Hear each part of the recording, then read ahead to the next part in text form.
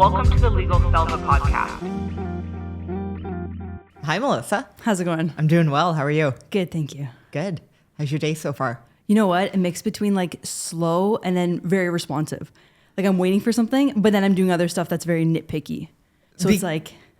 Because you're like the ultimate multitasker. Oh, we're women. We got to be. Yeah. Come on. Melissa DiPolito is a colleague, a friend, and one of the most absolute helpful people in my life. Oh, thank you. Yeah.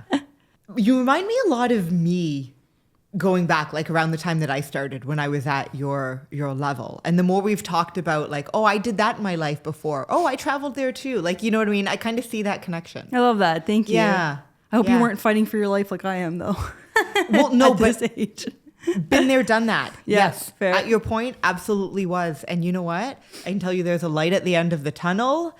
I don't regret what I did before, but I do not want to go back. That's great. Honestly, that's very helpful. Yeah. And it's nice to hear that you're not so far senior from me where you can't sympathize to like my bar versus older lawyers who wrote the bar that were like the, when they had to do like weekly tests, like they studied for a couple weeks and then they had one weekly test on just the subject. I've heard that existed, Yeah. but that's before my time too. My first assistant job, my principal was like that. So he could not understand the process of like, how could you possibly have two exams that were 7 hours? And then they were 7 hours. Yeah. But I think more so you don't, for me, not understanding something because you haven't experienced it, it's fine. It's one thing. We can't all experience everything. For sure. Although I'm trying. But not understanding something because you've closed your mind to the fact that something is different from what you think it should be or from the way you've done it is a very different thing. Not wanting to know the process either. Not wanting to know the process, not willing to learn from other people. I got to tell you, I'm surprised by people in the best way more often than I'm not. That's good. That's very positive. Yeah. You've been out of legal then a little in the office then to have that. Out of the legal reputation, I talked to a girl a while ago and we just had lunch again actually today. And the same thing. She was, let's step away from the traditional lawyer reputation persona that we're supposed to be. I see it changing. I don't know if you do as well, but I think it does. I mean, it's not, I remember I had a boss a number of years ago and for his retirement present, we got him pajamas with a tie sewed right in. That's so funny. And he thought it was great that people thought he wore a tie when he slept. And I was like, I think that's terrible. That's not the joke. So far from the reputation that I would want to have. Yeah, of like at least, balance of some sort. Yeah. I don't know. I don't see it changing, at least on my end. I feel I've seen, honestly, I'm very new, granted, but it's still the whole like, how are you not working till midnight? And I think that expectation is still there. And so maybe seniors may not because they've become efficient to not have to be, right? Yeah. But I don't know. I'm not seeing that yet.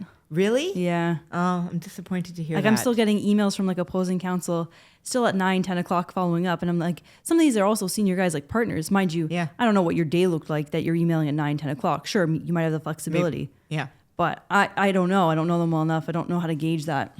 So something that I was told early on, and so background, you're about a year and a half post-call. Yeah, February 22 call. February 22. Yeah. And you've been mostly at the same place for that year and a half. You've been here for about a year?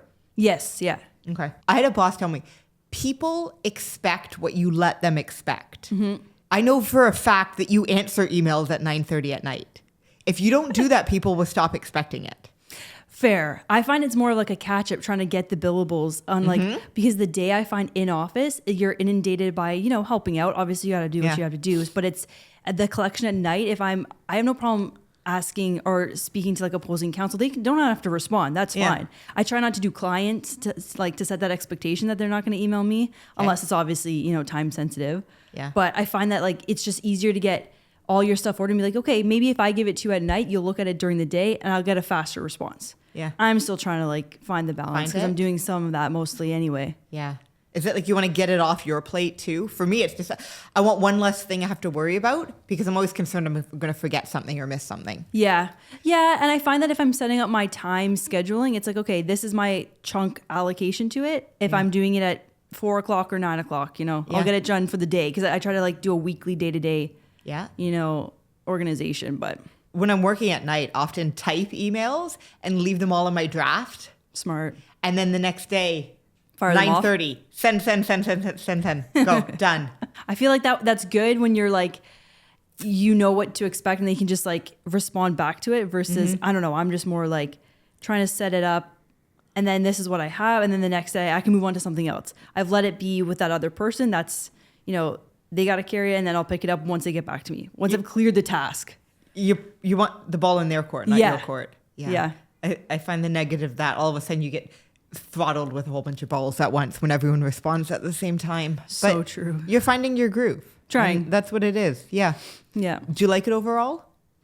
You know what? I really do like the work. I find that I'm like, my whole reason to want to get into law is to find like, to lifelong learn and to help along the way. Like you live 1,000 lives helping clients in their personal matters. You may not react like that, but you see how it plays out when someone else took that action. So I really like the aspect of the work of it. I find that the nits and grits, like some lawyers I feel look me up and they think that I'm so young. So they're trying to bully right out of the gate. And I'm trying to find my footing and to try to be respectful with also like, advancing my client's position. So I'm finding that difficult. But try not to take it personally when they know nothing about me. Yeah. I don't see you as someone who's taken advantage of easily. I think you hold your ground. Trying, definitely. Yeah. And I think your positions support that. I mean, thank you.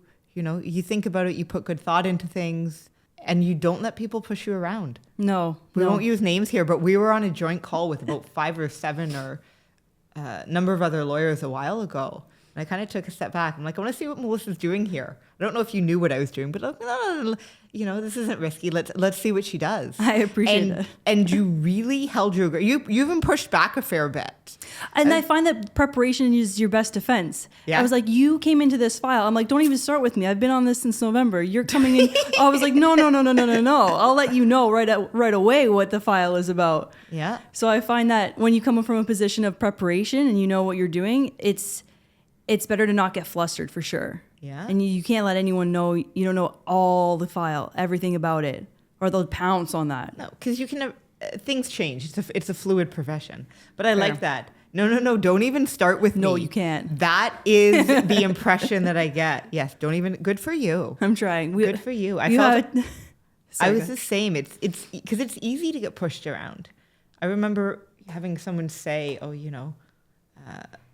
send X's assistant, meaning me. And my senior at the time was like, oh, no, Angela's a lawyer. And the client looked at him and said, but she's a woman. This was only like 6 years ago. That's crazy. And my principal was really good. He's like, they can be both these days. I was like, thank you for that. Update us. We have rights now. Thank you. We'll send you them.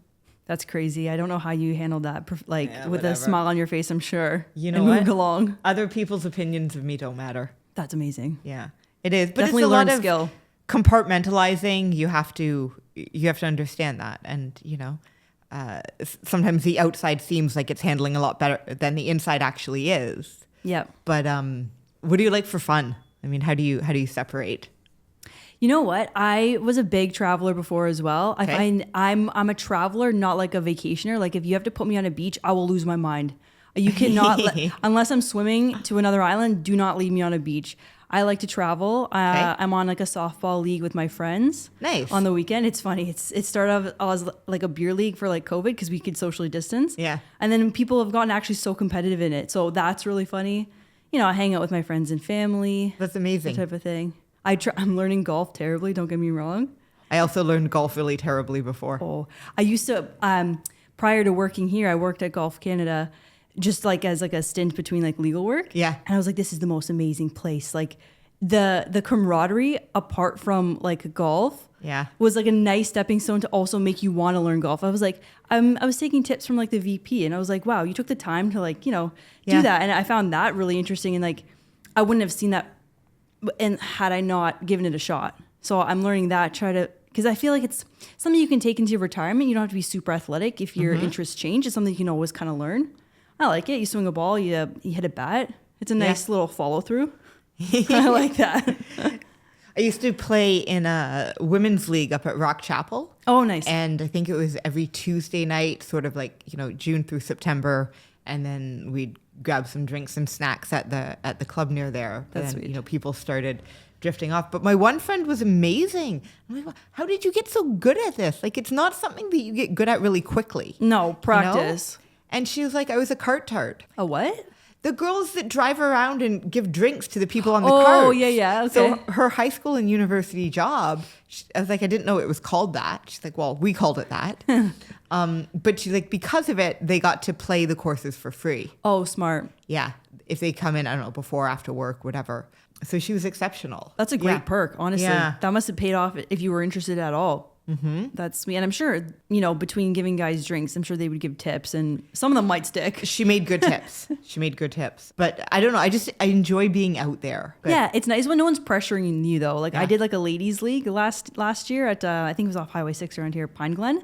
Yeah, I know and it is. it was really nice. But like I found that because it was mostly retirees, they knew what they were doing. So I was like, oh, I'm here at 6 p.m. Like, please let me be the last one. I don't want to hold you up. I found that. It's not that serious, but I was like, oh, I'm so bad. Please give me some time. I'll play best ball if I have to. Yeah. I stepped aside a number of times. Yeah. Yeah. But everyone's willing to help and everyone understands. Usually. Yeah, fair. Usually. It's like a 9-hole course. It's like, please, come on. I'm not Tiger here. Let me just try. There's a municipal course up in Brantford that I used to really like too. It's city owned. Okay. So it's quite reasonably priced. I can get around at a good. I like wearing my flip flops. I don't like putting like full shoes on my feet, or like being barefoot.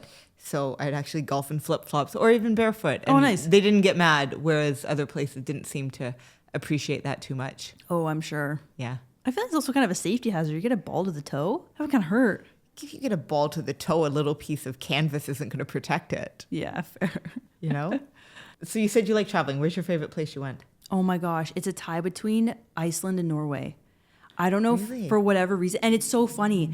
However, my studies like lined up. I had a lot of strikes that were in like the winter, and my birthday's in February, so I'd always go on like a trip in February, for example. But I always happen to travel when it's cold, even if it's a nice destination. It'll rain that week or something. Yeah. I've barely had a sunny destination as an adult. It's so funny, but I found that Norway just was like such like a respectful, equal, safe place with a lot of history, a lot of fun things to do. I really like mountains. I like hiking. Yeah. I like seeing all that type of stuff. So it was good to learn about like they had different colored houses to denote certain classes.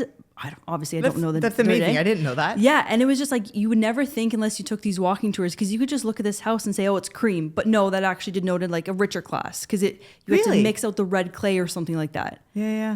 And don't quote me if I'm wrong, because I'm terrible at history, but like things like that was very interesting to learn. And then that was a good mix between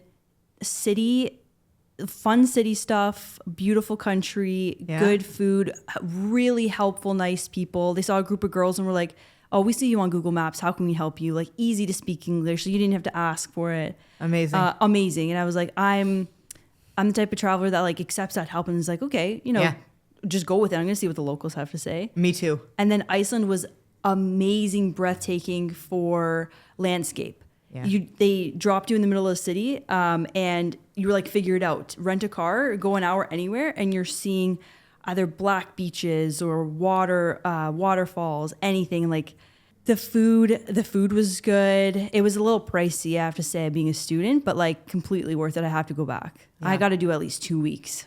Iceland. Okay. Oh, good. Absolutely. You said between your studies. So where'd you go to school? University of Kent in Canterbury. Okay. So, like the Archbishop of Canterbury who married the royal couple, his head office is right there. So cool. It's basically, it's not as religious as I thought it would be, or like, like the Canterbury Tales. That's what it's known for. Okay. Yeah, it was really sweet. It was cute. Yeah. It was like a nice little university town, because there was, I think, a college. Yeah. And then there's a nice little city center. The cathedral was beautiful. Really well put together, and I had my graduation there. I felt like I was in Harry Potter. It was amazing. It was. You felt like you were in Harry Potter. Oh my gosh! It had like everything. It had all the details. It had like the corridors. It had exactly like what it looked like. It had courtyards. It was really amazing. special. So law school was in Canterbury. Yes. Yeah. Do you find a lot of Canadians and American citizens there, or were you a minority? You know what? My law school class was probably 200 in total, and 60 of us were Canadian. So big percentage. Yeah, Yeah. solid percentage. Don't think I saw an American in law school. They were in like our dorms kind of thing because they kind of put older students together. Yeah. Not 19-year-olds, obviously. Right. So I went at like 24 or whatever. Yeah. So I didn't meet a lot of Americans, funny enough. Well, it's not the same common law. I mean, I went to law school in Australia, and I found the same. I think we had 300, and they said about 120 were Canadian. Oh, that's a lot. Yeah. That's like Leicester. Yeah. Yeah. And everyone was, well, you know, the question I get, well, how'd you go to law school in Australia? I'm like, well, because it's both British common law. Like, you know, I call them, you know, the UK's former children. Yeah. With the And modern. Then it makes sense. Yeah. So if you got to travel around Europe a lot, that's cool. How was your process transferring back?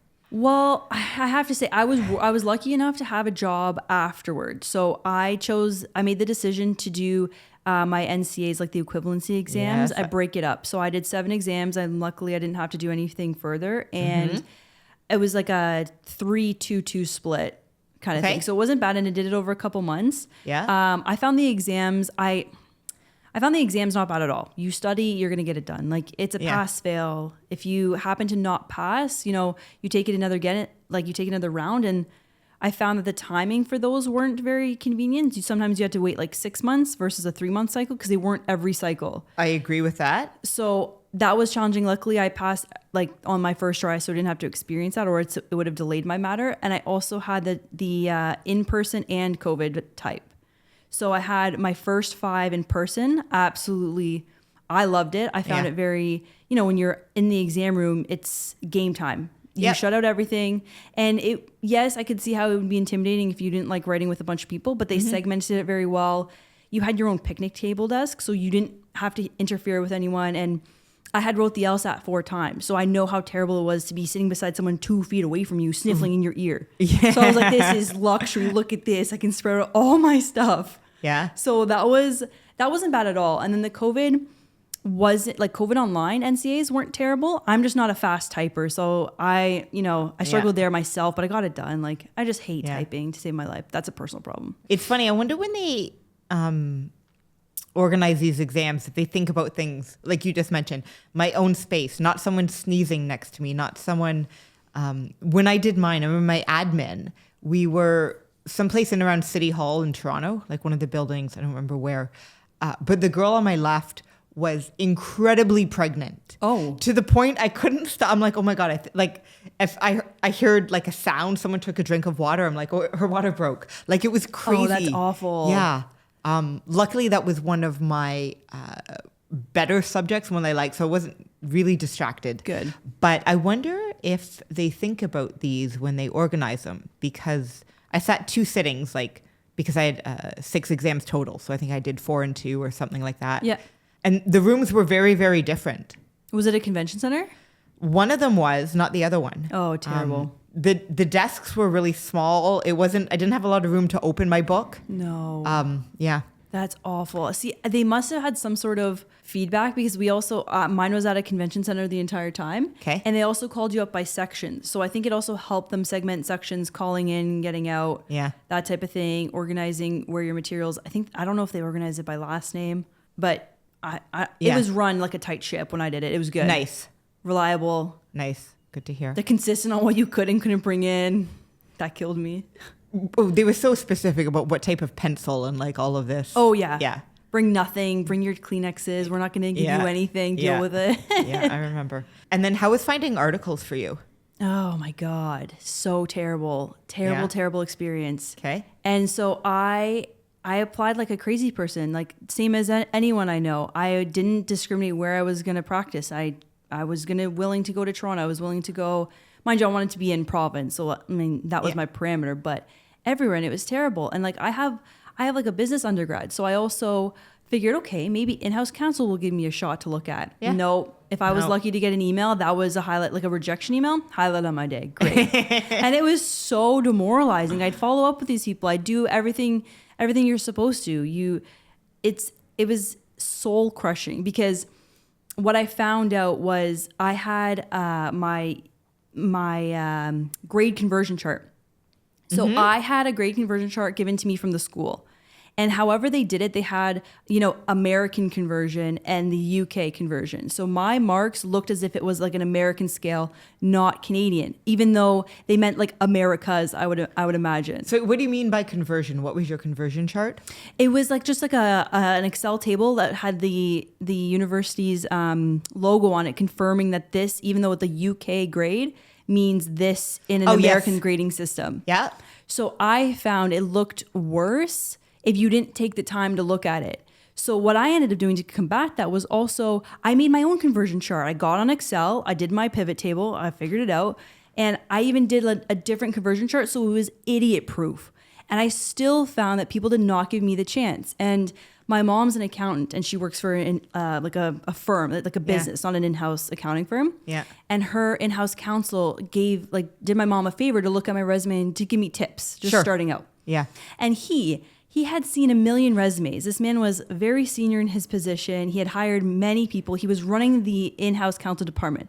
He thought I had way lower grades than I thought. And he goes, I'm sorry, like there's no way like that's going to get you anywhere if they're asking for your marks. And I was like, you're wrong. I'm like an A and high B student. There's no way. Yeah. So even he did not take the time. He knew my mom. He did her a favor. He'd spoken to me on the phone. He'd taken the time. And he still didn't take the time to understand my conversion chart. So I'm pretty sure that was my Achilles heel. So I try to combat that, and I made it like I had my chart first before the American conversion chart from the school, and I tried to bring it up in my cover letter, and I luckily found one afterward, but also because he was foreign trained. So he knew to take the time to look at it. He was trained elsewhere and wasn't in the UK.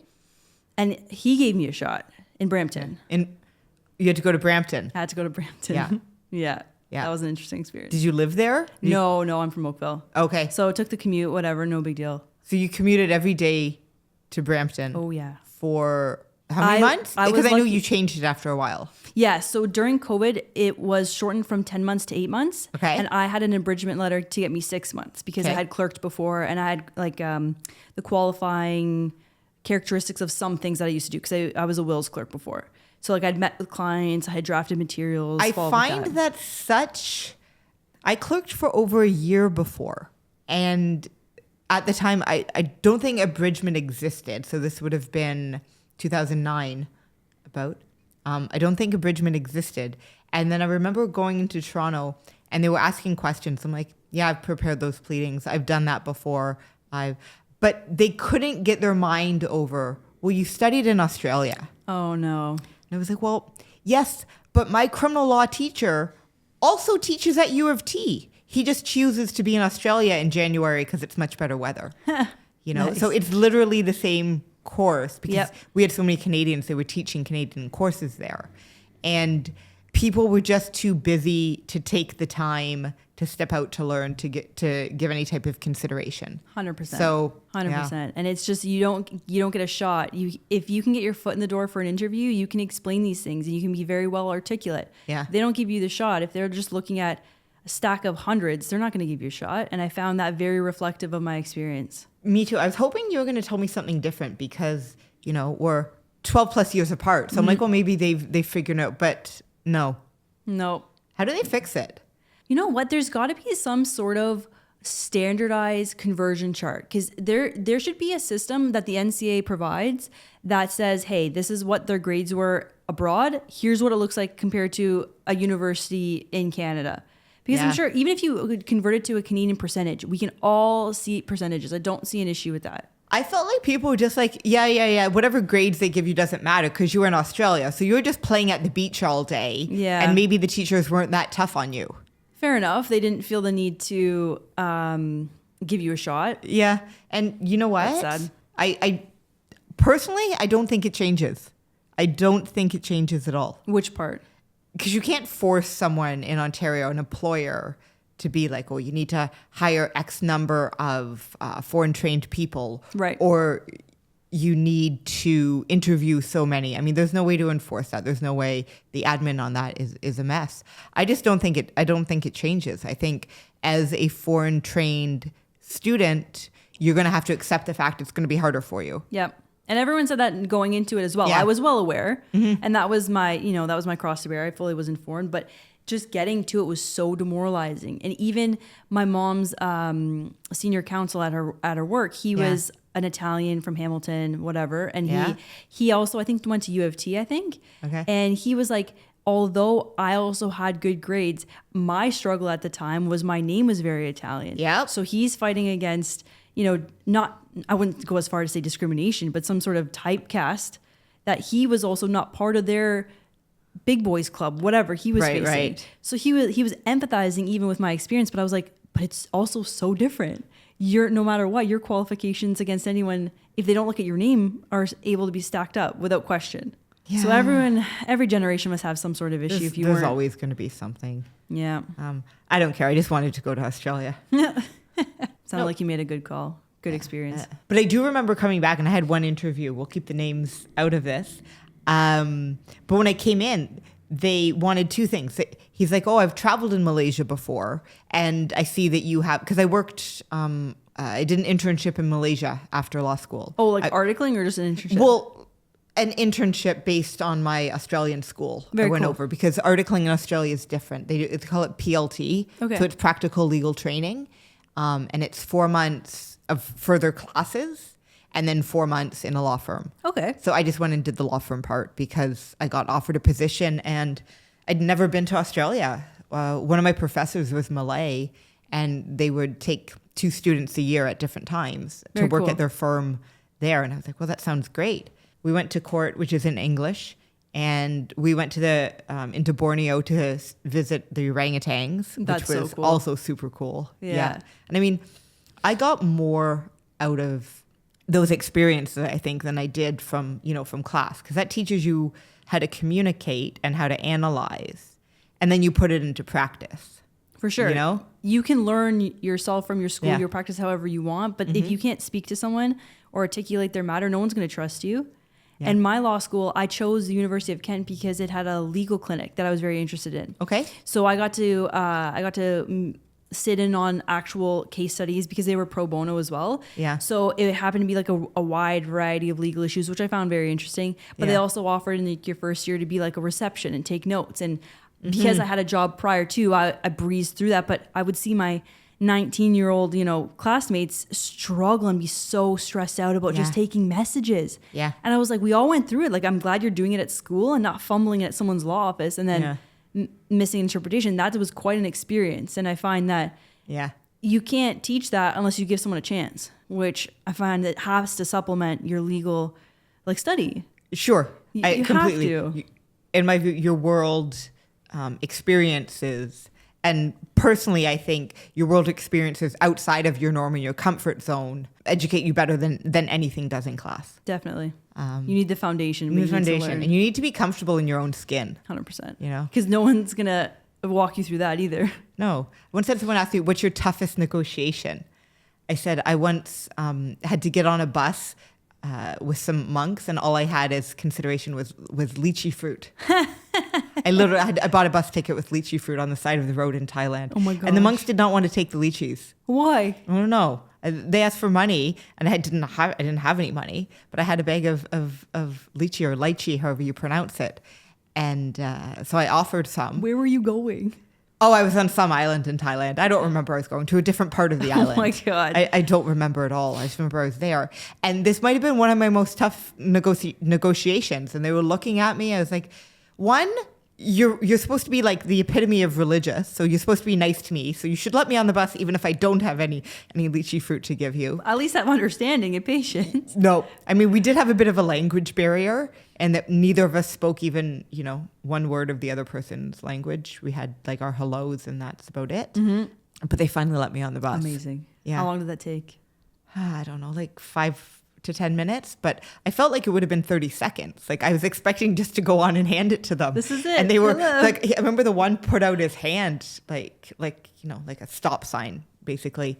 And it made me like back off down the bus. And I was like, what is going on? Oh no. Yeah. Were you alone? Were you with someone? I was alone. I was traveling with a friend at the time, and she was back at whatever, the room that we were renting. It's probably where I was going back to. Yep. But Probably wondering where you are. the lucky thing is it was, I don't know, middle of the afternoon. Like this wasn't over scary, but it's kind of like, wow, you know, maybe when I started to question religion and what people tell you. Yeah. I thought it was good consideration because I'm like, well, anyways.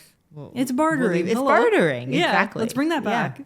But you got through it. You got through articles. You articled during COVID. So did they just abbreviate it and say, okay, now go home? Or were you working remotely as an articling student? They didn't they gave you the option based on the firm to let you be remote or not. Okay. And my principal at the time didn't have anything set up for remote work at all. So went in, obviously got in, get out. I've never had a remote part of my COVID experience. I've always been in Really? Yeah. Actually, I worked in Etobicoke when COVID first hit. Mm-hmm. So Etobicoke to Oakville, I got home in probably 12 minutes. It was the eeriest, great memory. Oh, being on the highway during that. No one was there. It was so weird. I thought I was doing something illegal. But yeah, in Brampton, it was still very much in person. And even the court services were kind of in person. Okay. So I had to get records for something because there was a 3-day trial that was, one day was being virtual because of COVID, but the first 2 were prior to COVID. Okay. So it was hard navigating that, but I was grateful to be in person because I was like, I have to figure this out. I can't not go back with this. Yeah. So it wasn't terrible. COVID pandemic and the changes for me have been a very, very positive experience. But I've said a few times, it happened for me at the best stage of my career. I was 10 years out. So fully comfortable on my own. I mean, we all want mentors and colleagues to bounce ideas off of, but I was comfortable enough. I had the client base built up and I had the experience enough that not being in the same structured environment was very welcome, I'll be honest. But I did grow up in the court experience. Feel like I remember sitting in the lawyer's lounge here wanting to vomit because I had to go up on a consent motion and I was afraid they were going to ask me a question. I had to talk, and different things like that. Yeah. Yeah. So I'm happy I had that part of it.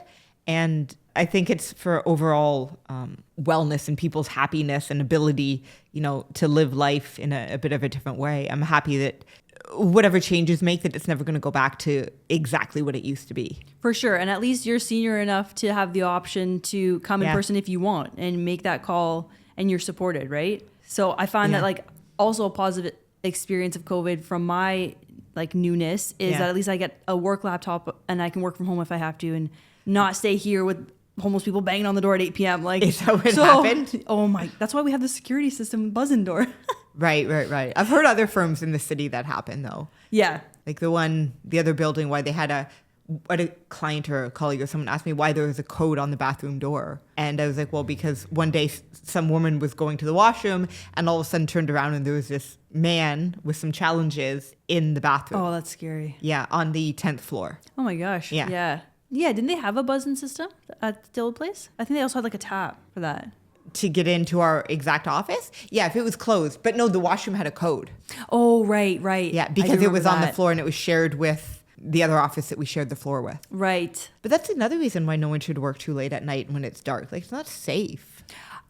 100%. I when we were moving from old office to new office, I was like, Eric, I just would like to know a consideration for parking. I'm like, I don't feel comfortable walking home late at night. And he was like, I'm glad you brought that up as you're a woman. And he was like, the other women employees don't work as late. So he was like, I'm glad you brought that up. I would have had to think about that, but you brought it up sooner so we could plan around that. And I was like, I have to, that's terrifying. Yeah. And I'm not a small person. So for me to be scared, I think I have legit good grounds between not catastrophizing and being cautious.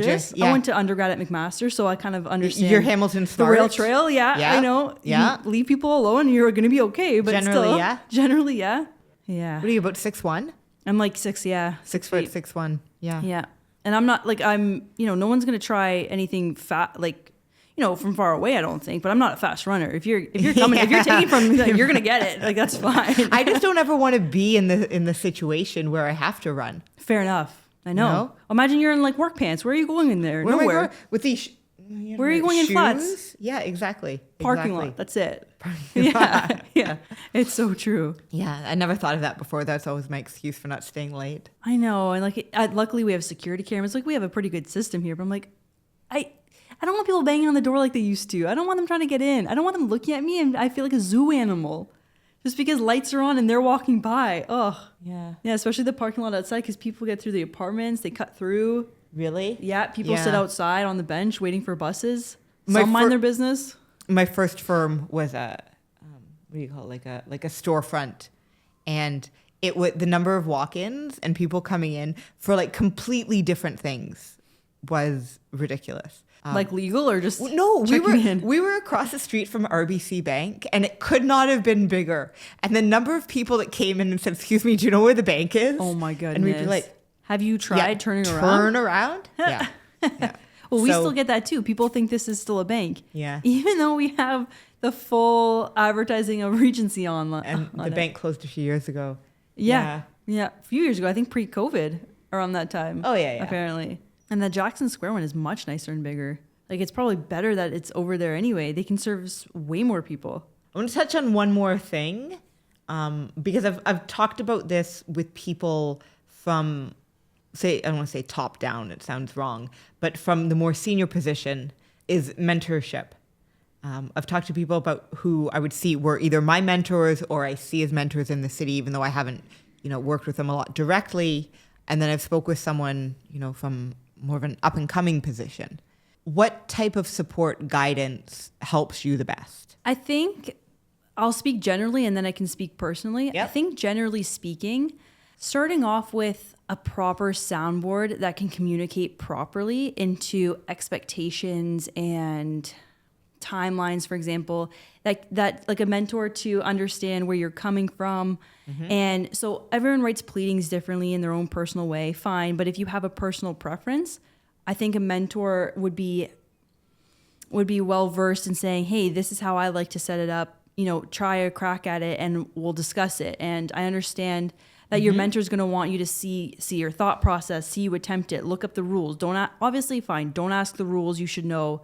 You should come prepared. Obviously, I understand that. But I think that expectations right out of the gate really help set boundaries and set expectations that you're comfortable being like, okay, you know what? I gave it a shot. Please, can you help me out? Like, this is what I think is the law versus practically how we should go about it strategy wise. Because, the mentor has all the experience, has all the knowledge, what they've seen has worked and what hasn't worked.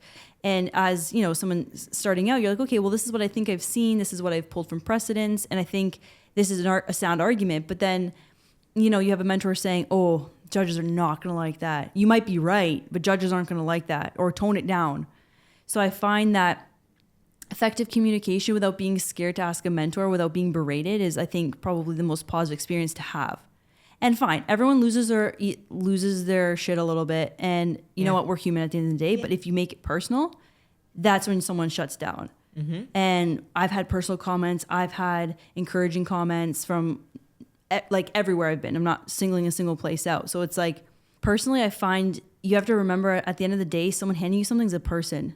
And it's not hard to treat a person like a person, no matter their station or rank. Treat people with respect. And no one's handing a mentor something that's terrible just to be like, oh, please, can you fix it? Can you just take it over? There's no way. You're going to get tossed on your butt outside, fired. So it's not like, it's not a personal offense being like, hey, I actually don't know how this is worded. I've never done this before. Please help me out. It's like, I've tried my absolute best. I'm trying the way I look at it. So if I, request a task or whatever, we need X done. And so you're telling me you like timelines. Timeline's helpful to avoid getting surprised on. Okay. Because you can plan your time, and then if your mentor has something where it's like, oh no, we actually need that for their next step, then you need to know. Yep. This application has this deadline. This, Sure. The clients on the mentors ask me. You may not be like privy to that, but you need to know. Yeah. Let's say you, for example, because you do get most of what basically, I'll be honest, but I just don't want to do sometimes. That's fair I'm like, enough. I'll get Melissa to do it. I don't want. I've already had to do it for someone else. It's not my turn anymore. Yeah. It's your turn.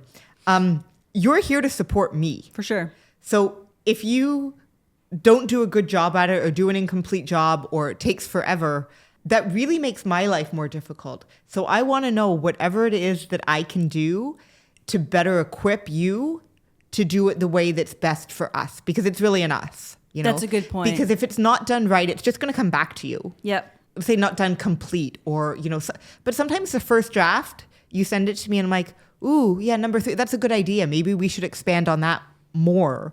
And I didn't think of it before. It's something that I gained from you. So, I mean, it's really collaborative. Yeah. When done right.